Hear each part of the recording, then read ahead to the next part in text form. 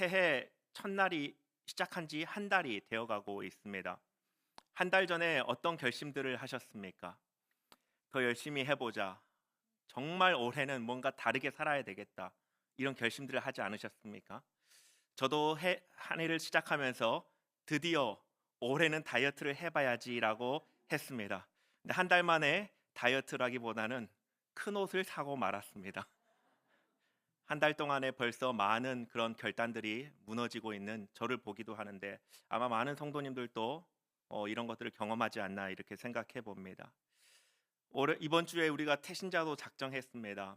우리가 작정한 사람들 중에는 우리 VIP 중에는 몇 해 동안에 어쩌면 10년이 넘는 그 시간 동안에 태신자로 작정한 내 배우자, 자녀, 부모 또 가장 가까이에 있는 사랑하는 사람들이 여전히 그 이름의 명단에 적으신 분들도 계실 것으로 생각이 됩니다. 한 해 수고했지만 나에게는 능력이 부족한 것 아닌가? 왜 이렇게 내 배우자가, 자녀가, 부모가, 사랑하는 사람이 이렇게 주님께 돌아오지 않을까? 내가 지금 작정하는 것이 아무 의미 없는 건 아닐까? 혹시 이런 생각을 하지는 않으셨습니까? 진짜 크리스천으로 살고 싶은 마음이 있지만 그대로 사라지지 않고 주님의 능력이 내 삶에서 나타나지 않아서 좌절하고 낙심하고 때로는 내가 이렇게 사는 것이 의미가 있는가 하는 그러한 생각까지 들 정도로 정말 힘든 시간을 보낸 분은 안 계신가 모르겠습니다. 때로는 믿음으로 정말 능력 가운데 사는 것은 고사하고 내 신앙 지키는 것만 그것만 하더라도 겨우 하여서 정말 내가 하나님 앞에 너무 부끄러운 그런 고백 가운데 계신 분은 안 계십니까? 교회를 위해서, 가정을 위해, 이웃을 위해 많이 수고했지만 왜 이렇게 연약한가? 이런 생각을 들 때마다 정말 왜 나는 이렇게 믿음이 연약하지? 왜 나에게는 이렇게 능력이 부족하지? 왜 나에게는 이렇게 가진 것이 부족하지? 이런 생각을 많이 하곤 합니다. 오늘 이런 질문들 앞에 우리가 서며 또 오늘 본문에 있는 바울도 그런 질문들 앞에 섰을지도 모르겠습니다. 고린도에 있는 성도들에게 정말 그들에게 사랑으로 복음을 증거하였지만 지금 홀로 열심히 복음을 증거하는 가운데 고통받고 인내하고 열매가 맺어지기까지 헌신하고 있는 그 삶을 사랑하는 그 고린도에 있는 성도들이 알아주지 못했을 때 얼마나 큰 자괴감이 들었을까요? 그 가운데 오늘 주시는 말씀이 바로 오늘 함께 우리가 읽은 고린도후서 4장에 있는 말씀입니다. 오늘 이 말씀을 통하여서 우리가 다시 한번 원점으로 돌아왔으면 좋겠습니다. 바울은 자신을 변호하기보다는 더 근본적인 질문을 고린도에 있는 성도들에게 던집니다. 우리는 누구를 전파하고 있는가? 우리의 사역은 누구의 능력으로 이루어지고 있는가? 라고 하는 이 질문으로 자신을 대변하는 것이 아니라 다시 한번 공동체를 복음으로 세워가고 있는 것입니다. 고린도후서 오늘 본문에 바울은 단호하게 이렇게 선포합니다. 우리는 우리를 전파하지 않는다. 능력은 우리에게 있지 않다. 그러나 하나님은 연약한 우리를 통해 분명히 일하신다.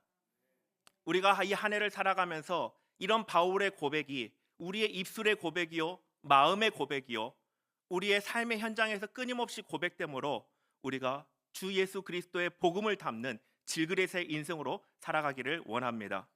올해 우리 교회 표어가 무엇입니까? 하나님의 사랑을 이웃과 함께입니다. 아마 어떤 분들의 마음속에는 우리 교회 하는 게 되게 많은데 이웃에게 또 뭔가를 새로운 일을 하는구나라고 생각하실지도 모르겠습니다. 이것은 우리가 더 많이 수고합시다 이러한 구호가 아닙니다. 주님의 마음을 우리가 알 때에 주님이 왜 교회로 우리를 부르셨는가를 알 때에 그 복음을 가지고 우리가 살아야 할 텐데 그럼 우리가 어떻게 살아야 될 것인가 그 적용점으로 이웃에게 사랑을 나누는 것입니다. 우리는 복지재단도 아닙니다. 선행을 해야 될 이유가 있다면 그것은 우리의 이 질그릇과 같은 우리의 삶에 하나님께서 그 빛을 비춰주셨기 때문에 예수 그리스도의 그 영광의 빛을 비춰주셨기 때문에 우리는 복음을 들고 선교적인 사명을 감당해야 하는 것입니다. 우리는 바울과 고백했듯이 질그릇입니다. 주님의 사랑이 우리 안에 있습니다. 이 빛이 우리 삶 속에서 신일교회를 통해서 주님의 손과 발이 돼서 열매가 많이 맺혀졌으면 좋겠습니다. 본문의 말씀을 한번 살펴보겠습니다. 먼저 바울은 오늘 본문에서 무엇을 전파한다고 말씀하고 있습니까?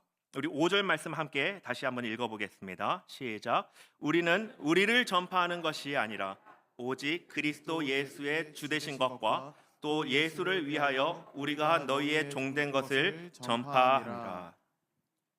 사도 바울은 무엇을 전파한다고 말합니까? 먼저 우리를 전파하지 않는다라고 명확하게 선포합니다. 지금 사도 바울이 처한 고린도에 있는 성도들과의 관계는 그것입니다. 이들이 자기의 수고를, 자기의 복음의 사역을 세상의 관점으로 바라보고 알아봐주지 않을 때에 얼마나 섭섭한 마음이 그 안에 있겠습니까? 그럴 때에 바울이 하는 말입니다. 자신을 드러낼 수도 있습니다. 무엇을 위해서 자기가 예수 그리스도의 종이 되었는지 논리적으로 많은 경험들을 가지고, 그리고 실제로 고린도에 있는 성도들을 향해서 얼마나 많은 수고와 헌신을 하였는지 설명할 수 있습니다. 변론할 수 있습니다. 그러나 바울은 무엇을 전파합니까? 우리는 우리를 전파하지 않는다라고 선포합니다. 전파라는 것이 어떤 뜻일까요? 케루소라고 하는 이 원어인데요. 전파하다는 것은 왕의 메시지를 전하는 사람이 바로 전파하는 사람입니다. 우리가 복음을 증거할 때 항상 이 개념을 이해했으면 좋겠습니다. 떠올리셔야 됩니다. 우리가 증거하는 이 복음이 어떤 복음인가? 그냥 복음이 아니라 왕의 메시지입니다. 전파의 내용에는 내 의견이 들어가 있지 않습니다. 전파 안에 내가 없습니다. 전파에는 주인이 따로 있고 나는 전달자 뿐인 것이 바로 전파, 증거라고 하는 그 행위입니다. 바울과 디모데는 자신을 전파하는 것이 아닙니다. 좀 전에도 설명드렸듯이 고린도에 있는 교회는 바울의 이 사역에 대해서 많은 의심을 현재 가지고 있습니다. 왜 그러냐면 고린도라고 하는 이 교회가 가지고 있는 문화적인 특성이 헬라 문화권에 있습니다. 헬라 문화권에 있는 리더의 유형은 성공적인, 강력한, 그리고 이 카리스마 있는 그런 리더십의 이 기준들을 가지고 있습니다. 그런 문화권에 있기 때문에 교회 안에서도 어떤 사람이 교회의 참된 지도자가 될 것인가, 어떤 사람이 사도인가라고 할 때에 이 제왕적이면서도 능력이 있고 성공적인 열매가 있고 고통과는 거리가 멀고 평강이 넘쳐나는, 기쁨이 넘쳐나는, 하는 일마다 너무나 풍성함이 있는 그런 리더십을 생각하고 있는 그 교회가 바로 고린도에 있는 교회입니다. 그들이 교만해서가 아니라 그 문화권이 그래서 그런 것 같습니다. 그런 기준으로 볼 때 바울과 디모데 사도의 기준에 미치지 못했다라고 그들 내부로 평가하는 것이죠. 바울이 얼마나 억울했겠습니까? 그런데 반대를 선포합니다. 우리는 우리를 전파하지 않는다. 오히려 무엇을 선포합니까? 우리가 너희의 종되었다라고 선포합니다. 하도 고린도에 있는 성도들이 막 이렇게 이 리더십에 대해서, 사도성에 대해서 의심하기 때문에 그냥 포기하고 두 손 두 발 다 들고 그래 내가 그냥 종이야 라고 선포하는 것이 아닙니다. 바울은 그 안타까운 마음, 억울한 마음을 뒤로 하고 하나님께서 주신 사명 앞에 서서 지금 답변하고 있는 것입니다. 우리를 전파하지 않고 우리가 너희의 종이다 라고 선포합니다. 왜 그럴까요? 권위를 내려놓는 것이 아니라 복음의 질서를 다시 세우는 고백입니다. 만일 바울이 자신을 전파하려 했다면 사도성에 대해서, 사도권에 대해서 이렇게 항변했을 것입니다.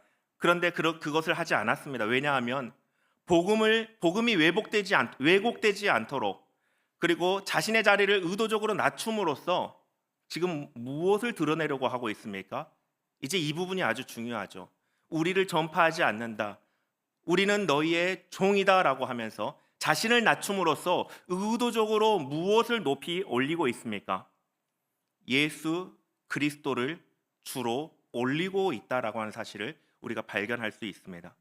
자신의 자를 의도적으로 낮추면서 예수 그리스도가 바로 주이십니다 라고 하는 이 메시지를 선포하고 있는 것이죠.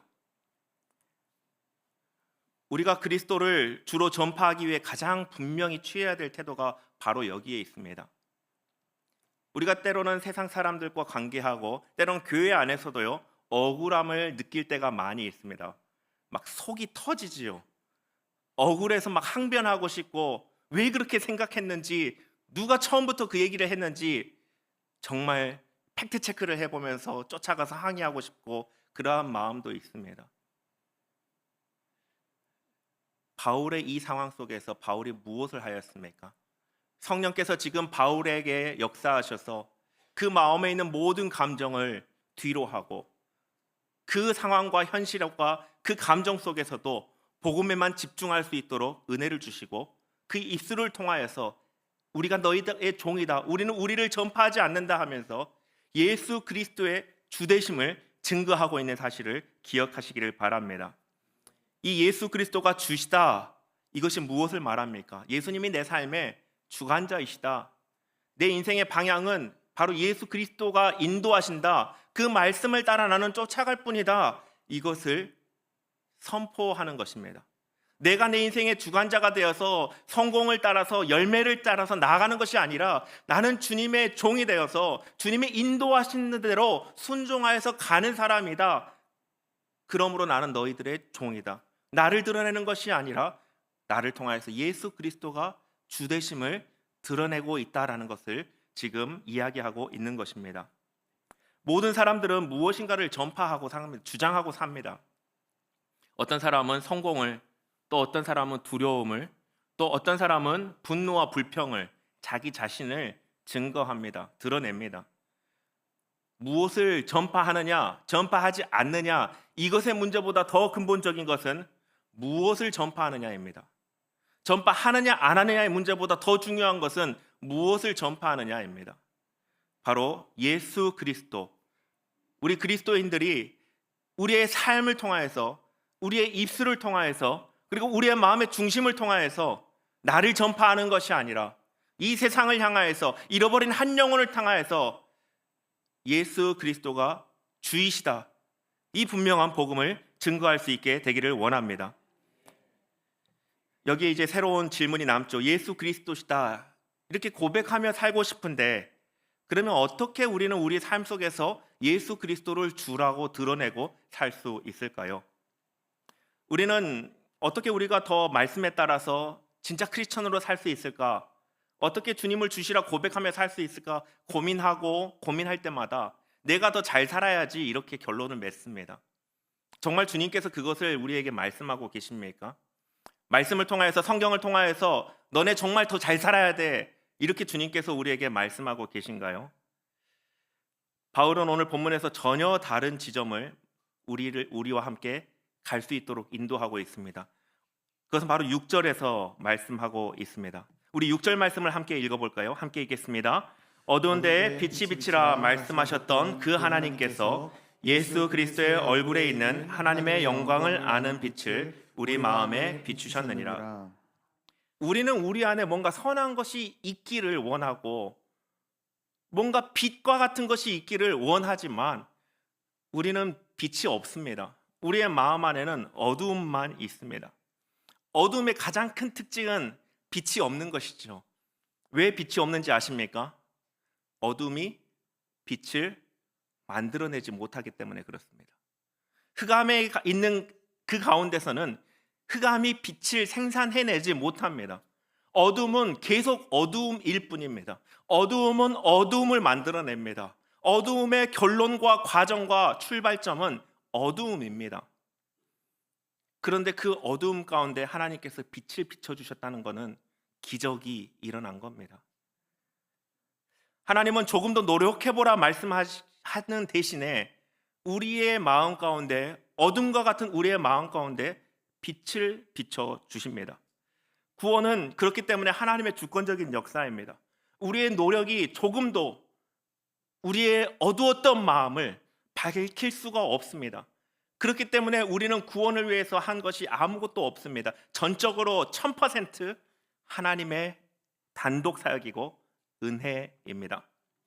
빛이 비춘다는 것은 어떤 것일까요? 여러분, 어두운 데 있다가 갑자기 이렇게 무언가를 보게 되면 먼저 무엇을 볼까요? 빛이 어디서부터 왔는가? 그리고 내가 어디에 있는가를 봅니다. 그리고 여기서 나는 무엇을 해야 하는가를 찾게 됩니다. 작은 디테일한 것을 보지 않고 중요한 것들을 보게 됩니다. 흑암 가운데 빛이 비치면 중요한 것을 보게 됩니다.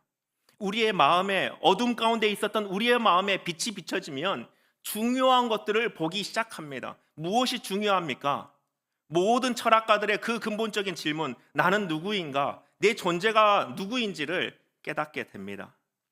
비추어질 때에 우리의 존재를 알고 내가 왜 존재하는지, 무엇을 위해서 존재해야 되는지를 깨닫게 됩니다. 그래서 빛이 비춰졌다라고 하는 것은 인생이 송두리째 바뀌었음을 의미합니다. 송두리째 바뀌어서 이제 내가 무엇을 위해 살아야 하는지, 또 내가 무엇을 두려워해야 하는지, 그리고 또 내가 무엇을 의지해야 하는지를 깨닫게 되는데, 그 모든 근본이, 출발점이 하나님께서 우리의 흑암과 같은 마음과 심령 가운데 빛을 비춰 주셨기 때문에 우리가 누구인지를 알고 무엇을 해야 하는지 알고 왜 해야 되는지를 깨달을 수 있게 되었다라고 하는 것입니다.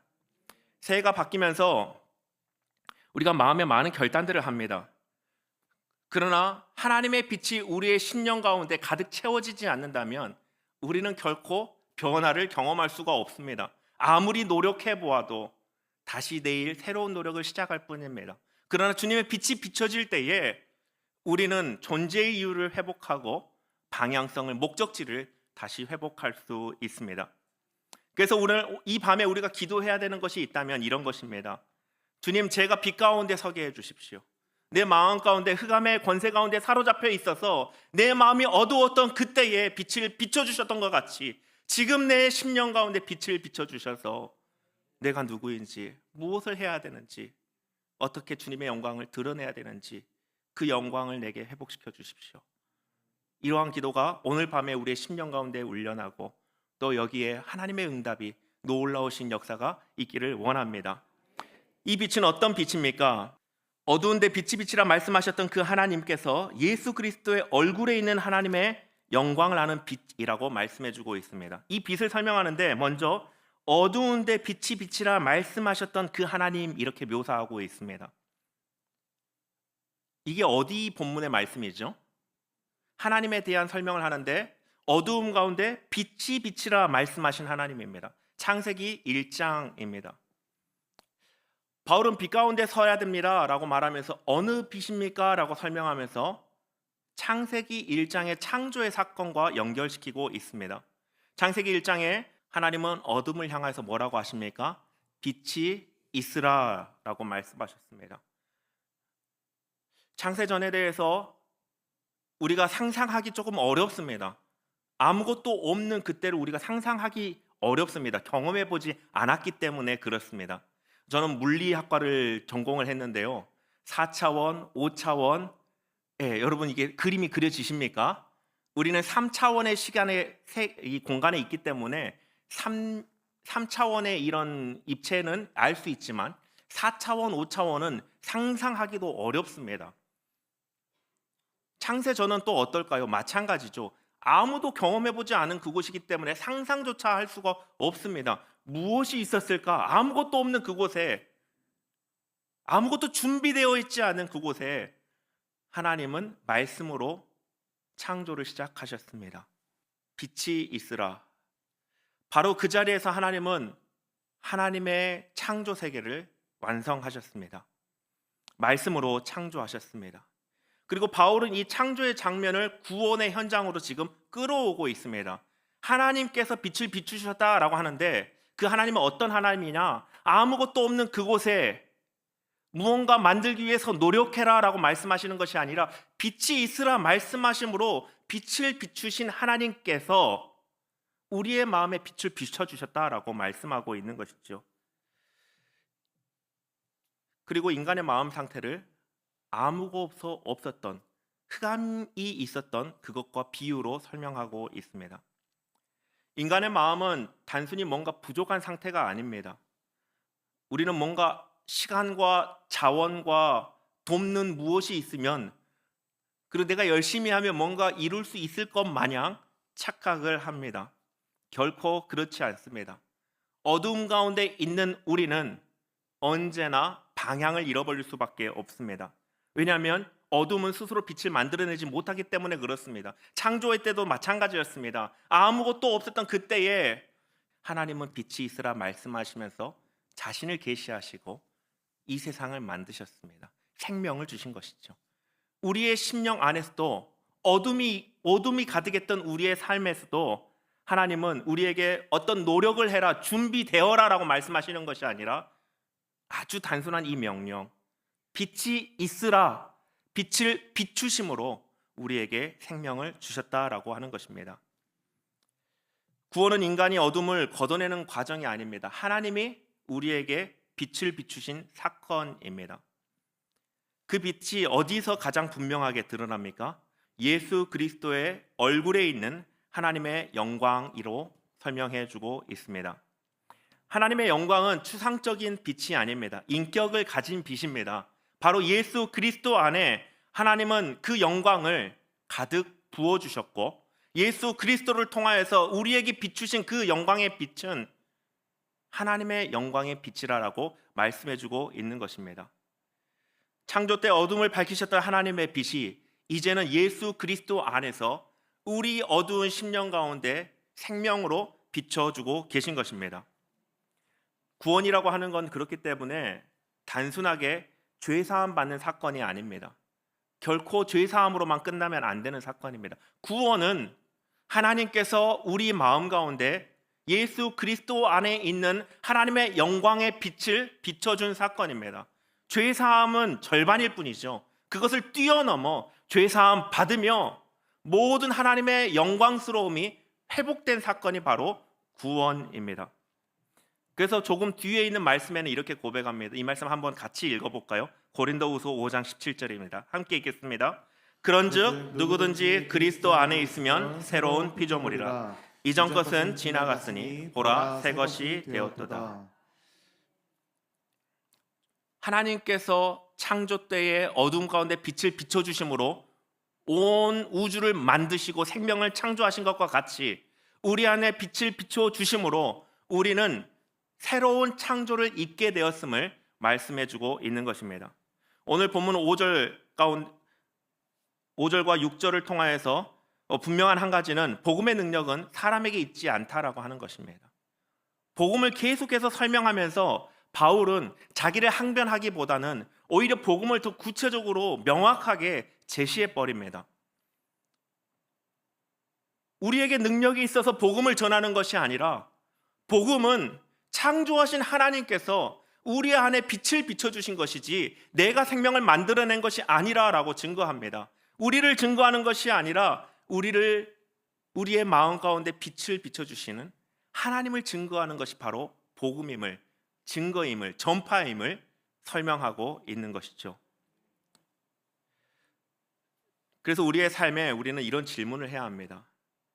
우리가 무엇을 할 수 있는가라고 질문하기보다는 우리는 무엇을 드러내고 있는가 질문해야 합니다.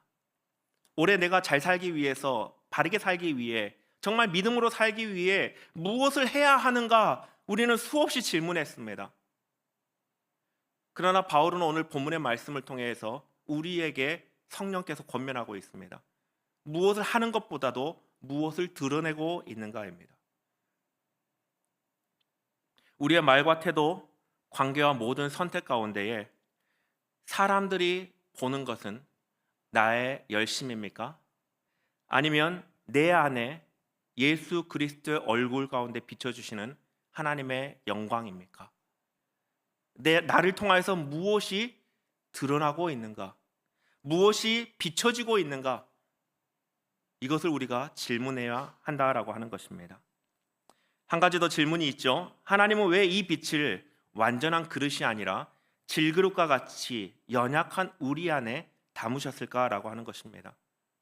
7절 말씀을 보면 우리가 이 보배를 질그릇에 가졌으니 이는 심히 큰 능력은 하나님께 있고 우리에게 있지 아니함을 알게 하려 함이라 라고 말씀하고 있습니다. 질그릇에 무엇을 가졌습니까? 이 보배입니다. 단수로 사용이 되는데요, 한 가지를 의미하는 것입니다. 그 한 가지는 무엇이겠습니까? 예수 그리스도 얼굴 안에 나타나 있는 하나님의 영광의 빛입니다. 창조 때와 같이 우리의 마음에 비춰 주셔서 하나님을 알게 하시는 그 구원의 계시, 이 복음을 의미합니다. 복음을 질그릇에 담았다라고 말하고 있습니다. 바울은 여러 가지 능력이나 은사나 환경과 소유물을 이 질그릇에 담았다라고 말하지 않고 한 가지, 그 보배, 바로 예수 그리스도의 얼굴에 나타나 있는 하나님의 영광, 그 영광을 통해서 주시는 그 복음, 그것을 질그릇에 담았다라고 말씀하고 있습니다. 고린도에 있는 성도들의 기준으로 보면은 이것은 참 맞지 않습니다. 헬라 문화에서 외적인 성공을 담아야 하는데 성공적인 목회를 담아야 되고 성공적인 선교 사역의 열매를 담아야 되는데 그것이 잘 보이지 않으니까 사도성을 의심하고 있는 그들에게 바울은 질그릇과 같이 연약하게 보일지 모르겠지만 이 질그릇에 무엇이 담겨 있는가? 예수 그리스도의 얼굴에 가득한 하나님의 영광이 담겨 있다, 복음이 담겨 있다라고 고린도에 있는 성도들에게 증거하고 있습니다. 참된 가치는 겉으로 드러나 있는 능력에 있지 않습니다. 바울 스스로 무엇을 인정합니까? 나는 질그릇이다라고 인정합니다. 질그릇이 어떤 그릇인지 아십니까? 값비싼 그릇이 아니고 쉽게 버릴 수 있는 편안한 그릇입니다. 때로는 음식물을 담기도 하고 어쩌면 우리 삶 속에서 적용을 해보면 현관에 있는 자동차 키를 담는 그런 그릇일지도 모르겠습니다. 때로는 오물을 담는 그릇으로도 사용한다라고 합니다. 그러니까 인생의 질그릇과 같다라고 하면 어떤 인생일까요? 그냥 그저 그런 인생입니다. 바울은 그냥 그거를 인정해버립니다. 두 손 들고 나는 실패한 삶이야 이걸 말하는 것이 아니라 내가 그렇게 연약한 사람입니다라고 고백하면서 중요한 것은 내 연약함이 아니라 이 연약한 나에게 하나님은 빛을 비춰주셔서 예수 그리스도의 얼굴 안에 있는 하나님의 영광을 가득 부어주셨고 예수 그리스도의 복음을 이 질그릇 안에 담아주셨다라고 증거하고 있습니다. 바울은 질그릇에 대한 변명을 하거나 부정하지 않습니다. 오히려 그 연약함을 그대로 받으면서 문제는 질그릇이 아니라 그 그릇에 무엇이 담겨 있는가를 바라보게 고린도에 있는 성도들에게 권면하고 있습니다. 그 안에 보배를 담아 있는 그릇이라면, 그 인생 가운데 보배를 담는 그릇이라면 그 그릇이 귀한 그릇입니다. 하나님이 쓰시는 그릇입니다. 질그릇과 같은 인생일지라도 그 안에 이 보화를 담는다면 어떻게 하나님이 사용하십니까? 7절 하반절에 이렇게 말씀하고 있습니다. 심히 큰 능력은 하나님께 있고 우리에게 있지 아니함을 알게 하려 함이라. 질그릇은요, 실패의 조건이 될 수가 없습니다.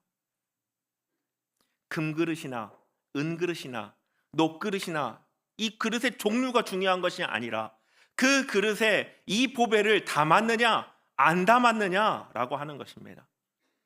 선교사님들의 삶에만 복음이 있는 것이 아니라 70인 전도대에만 복음이 있는 것이 아니라 내 삶에 예수 그리스도 얼굴에 있는 하나님의 영광이 담겨 있는가, 그 복음이 담겨 있는가, 그것이 중요하다라고 하는 것이죠. 복음의 능력은 인간에게서, 우리에게서 나오지 않습니다. 우리 그릇에 나오지 않습니다. 우리 삶에, 그릇과 같은 우리 삶에 하나님께서 이 보배를 담아주실 때에, 그리고 그 보배를 귀히 여기는 그 그릇에게 하나님은 복음의 열매를 맺게 하십니다. 오늘 말씀 우리의 삶의 질문을 완전히 바꾸어 놓죠. 우리는 종종 나는 왜 이렇게 부족한가? 왜 이렇게 여전히 연약한가? 라고 묻습니다. 그리고 우리는 이런 것들을 많이 합니다. 어떻게 하면 이 질그릇을 더 좋은 그릇으로 만들까? 그래서 우리는 무엇을 할까라는 질문을 계속합니다.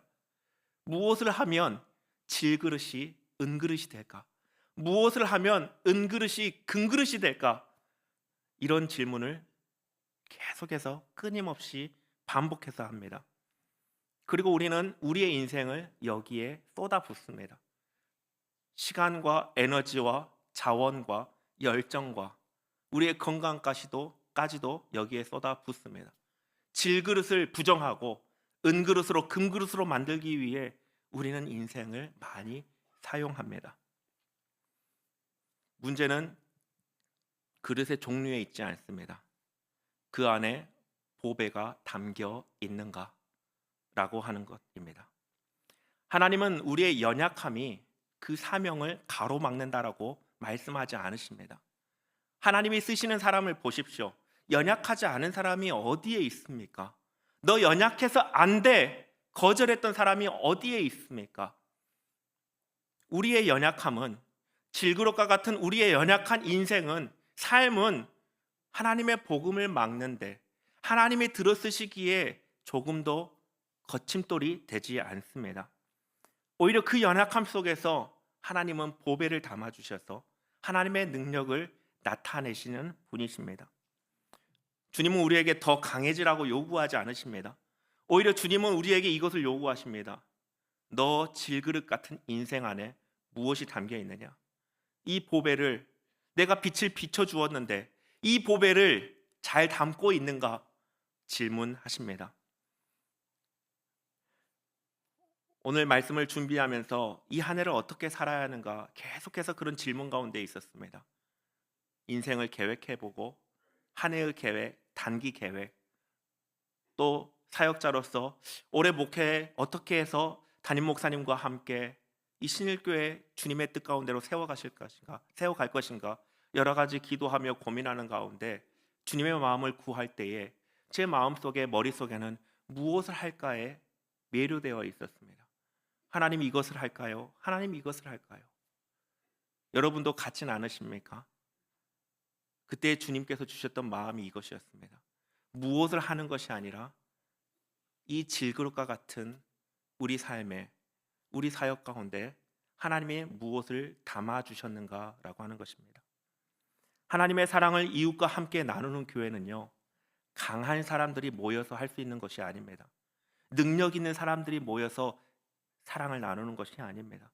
질그릇과 같은 인생들이 주님께서 비춰주신 예수 그리스도 안에 있는 하늘의 영광을 담아서, 그 복음을 담아서 서로에게 사랑을 나누고 그 복음을 담아서 이 세상 가운데로 나아가서 그것을 증거하고 나누는 것이 바로 하나님의 사랑을 이웃과 함께 나누는 교회 공동체임을 보게 되었습니다. 사랑하는 성도 여러분, 우리가 무엇을 하기에 앞서서 하나님께서 우리에게 무엇을 담아주셨는가 이 밤에 하나님 앞에 나아가며 점검했으면 좋겠습니다. 우리 안에 보배가 담겨 있습니까? 그렇다면 그 보배를 더욱더 소중하게 여기시길 바랍니다. 이 보배가 잘 붙들어지지 않습니까? 주님 앞에 은혜를 구하십시오. 주님, 예수 그리스도 얼굴에 나타나 있는 그 하나님의 영광스러움을 보게 해주십시오. 주님을 만나길 원합니다. 주님을 붙들기 원합니다. 은혜를 주십시오라고 기도하시기를 바랍니다. 그럴 때 우리가 우리의 삶에 비춰주시는 그 하나님의 빛, 그 보배를 붙들고 이 세상 가운데서 하나님의 사랑을 이웃과 함께 나눌 수 있는 진짜 크리스천으로 세워질 수 있음을, 또 그런 은혜를 하나님께서 우리에게 주시기를 주님의 이름으로 축원합니다.